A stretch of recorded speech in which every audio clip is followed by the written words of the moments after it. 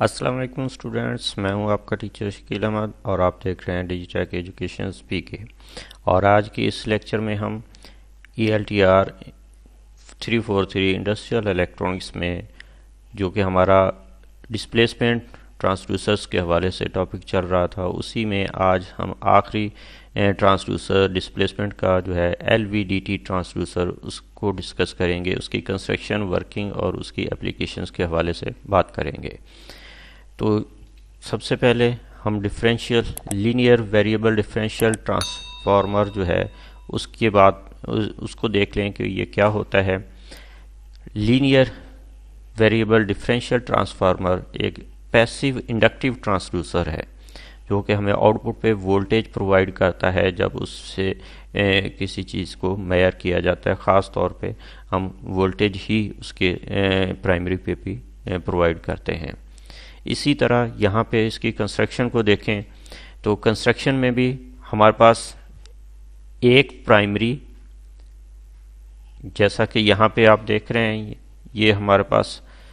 एक primary winding और दो सेकेंडरी वाइंडिंग्स हैं जिसको हमने B और C का नाम भी यहाँ पे दिया है। और इसके साथ साथ हमारे पास एक जो है वो हमारे पास सॉफ्ट आयरन कोर है जो इन दोनों के दरमियान में रखी गई है। और ये जो है सॉफ्ट आयरन कोर, ये जो सेकेंडरी वाइंडिंग्स हैं जो हमारी एक हॉलो सिलेंडर यानी एक पाइप नुमा सिलेंडर के ऊपर जो है वो लपेटी गई हैं, उसके पैरेलल में रखी गई हैं। तो यहाँ पे हम इसकी कंस्ट्रक्शन के बाद इसकी वर्किंग के बात करते हैं। वर्किंग में सबसे पहले तो हम देखें कि हमारे पास हमने कहा कि प्राइमरी जो है वो ऐसी यहाँ पे देखें प्राइमरी कॉइल, ये एक ऐसी कॉइल है जिसके ऊपर हमने इनपुट वोल्टेज जो है वो अप्लाई करने होते हैं।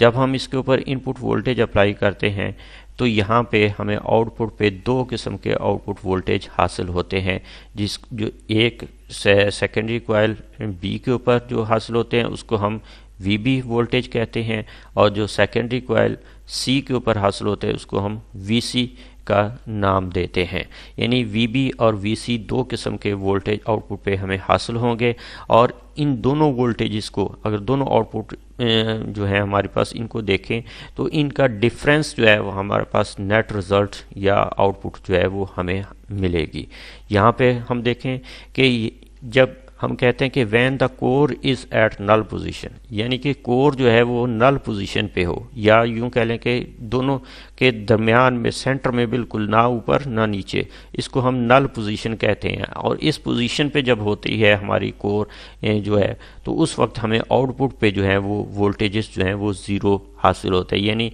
जितने वोल्टेज VB यानी कि कॉइल B के ऊपर हैं उतने ही वोल्टेज कॉइल C के ऊपर होते हैं। लेकिन हमने जैसा पहले बात की कि ये एक हॉलो पाइप के ऊपर कंस्ट्रक्शन की गई है, इनको लपेटा गया है और इस अंदाज में इनसे आउटपुट ली जाती है कि यहाँ पे हमें दोनों की आउटपुट के ऊपर जो है वो आउट ऑफ फेज वोल्टेज यानी अपोजिट वोल्टेज जो है वो हासिल होते हैं। तो यहाँ पे नल पोजीशन पे है हमारे पास जो है कोर, उस वक्त हमारे पास दोनों वोल्टेजेस जो हैं वो बराबर हैं,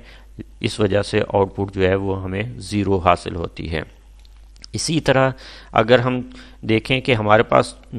जो कोर है वो नल पोजीशन से नीचे हो, यहाँ पे आप देखें कि ये नल पोजीशन से नीचे है, यानी कि उसके ऊपर हम यूँ कह लें कि हमने यहाँ से कोई फोर्स, कोई प्रेशर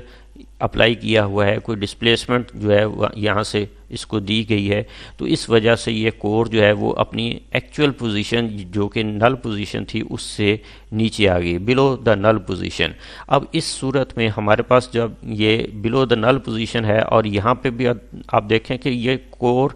कॉइल जो B है उससे भी नीचे है, यानी कॉइल B को इसने बिल्कुल फ्री छोड़ दिया है। तो जब इसको फ्री छोड़ दिया है, यहाँ पे कोई कोर का हिस्सा यहाँ मौजूद नहीं है इस कॉइल के साथ, तो यहाँ पे कॉइल B के आउटपुट जो है वो हमें ज़ीरो हासिल होंगे और मैक्सिमम वोल्टेज जो है वो हमें कॉइल C के ऊपर हासिल होंगे। इसी तरह हमारे पास यहाँ पे देखें कि ये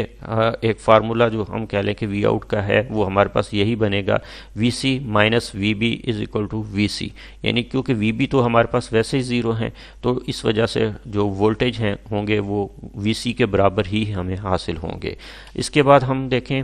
कि जब हम कहते हैं कि हमारी कोर जो है वो अबव द नल पॉइंट है, जो हमारे पास नल पॉइंट है उससे ऊपर यानी ऊपर की तरफ उसको खींच लिया गया है या जो है पुल कर लिया गया है, तो उस सूरत में हमारे पास ये इसने कॉइल सी को जो है वो बिल्कुल कह लें कि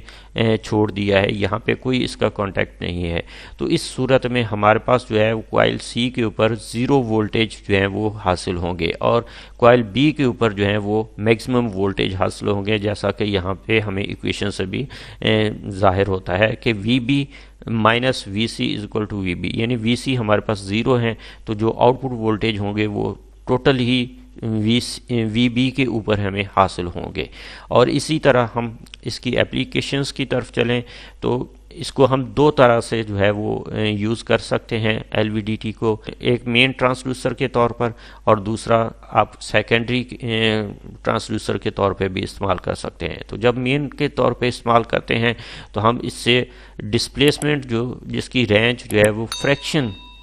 मिलीमीटर्स टू सेंटीमीटर्स होती है उसको मेजर कर सकते, यानी बहुत ही कम मेजरमेंट जो है उसकी जो डिस्प्लेसमेंट है उसको भी हम मेजर कर सकते हैं। जब हम इसको सेकेंडरी ट्रांसड्यूसर के तौर पे इस्तेमाल करते हैं तो उस सूरत में हम इससे फोर्स मेजर कर सकते हैं, वेट मेजर कर सकते हैं, प्रेशर मेजर कर सकते हैं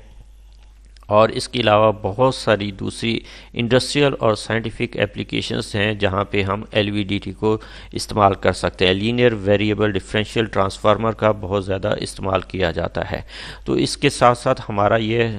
टॉपिक जो है वो कंप्लीट हुआ है लीनियर वेरिएबल डिफरेंशियल ट्रांसफार्मर का। इसमें हमने लीनियर वेरिएबल डिफरेंशियल ट्रांसफार्मर की डेफिनेशन, उसकी कंस्ट्रक्शन, वर्किंग और उसके साथ साथ उसकी एप्लीकेशंस को डिस्कस किया है। शुक्रिया।